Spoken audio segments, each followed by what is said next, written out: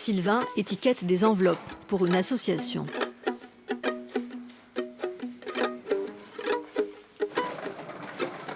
Sophie et Anthony livrent des paniers repas dans un centre de santé.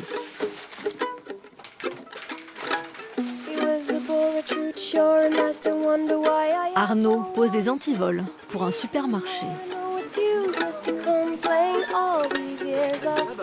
Myriam et Thomas distribuent le bulletin municipal dans les boîtes aux lettres. Tous sont autistes. Tous sont capables de ces gestes du quotidien qui nous semblent anodins. Pour eux, ces gestes sont un travail, fruit d'efforts, des progrès mesurés, modestes, rendus possibles par un cadre bien précis, des mots bien choisis, un accompagnement personnalisé, un environnement adapté. Avec pas une tonne de stimuli autour de lui, vous voyez la salle là, il n'y a rien. Enfin, la fenêtre, il ne voit pas dehors, devant lui c'est un mur blanc, il n'y a pas plein de posters, plein de choses qui pourraient le déconcentrer. Tu peux le faire Sylvain, vas-y. Voilà. Chacun à leur tour, la quasi-totalité des 24 pensionnaires du centre participent aux différentes activités, mais ce travail excède rarement une demi-heure. L'essentiel n'est pas là. Donc ça nous a permis aussi de faire connaissance des autistes et voir leur comportement et qui s'améliore bien de jour en jour. Nous, on voit des personnes, ça fait très très longtemps, et on les voit évoluer. Donc c'est parfait, c'est tout à fait ce qu'il faut pour eux et puis pour nous, parce qu'ils nous rendent énormément service. Le centre de santé, c'est C'est fini. Et on va sur la pirogue. Très bien. C'est parti. La pirogue, c'est le nom de leur pavillon dans le centre. Les journées sont toujours rythmées par cette succession de dessins, symbole d'une consigne ou de l'activité suivante. Cet emploi du temps rassurant est un remède efficace contre les troubles.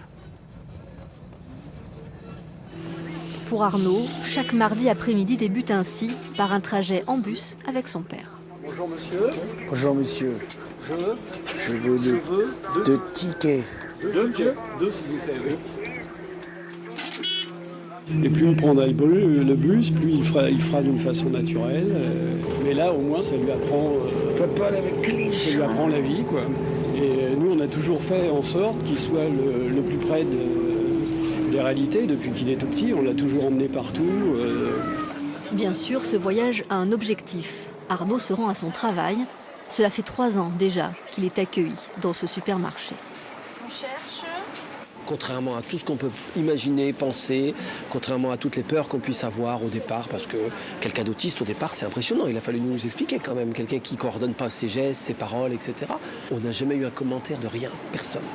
Comme quoi, lorsque c'est fait doucement, tranquillement, ça passe, on s'intègre, tout le monde s'intègre, sans problème.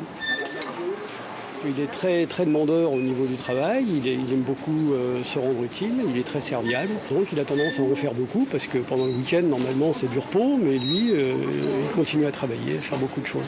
Et là, on se demande jusqu'où ça peut aller, on espère que ça va aller très loin. On le sent plus sûr de lui, plus calme. Vas-y, prends le sein, c'est bien. Du coup, ça m'a permis d'avoir cette complicité avec Arnaud j'en tire un bien-être personnel, on va dire. Voilà, j'aime bien ce travail avec lui. Ça me rend un peu plus patiente. Voilà.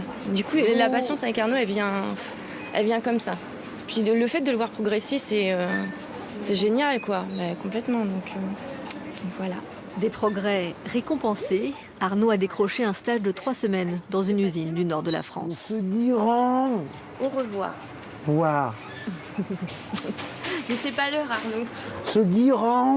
Allez, jette ton papier. Ce n'est pas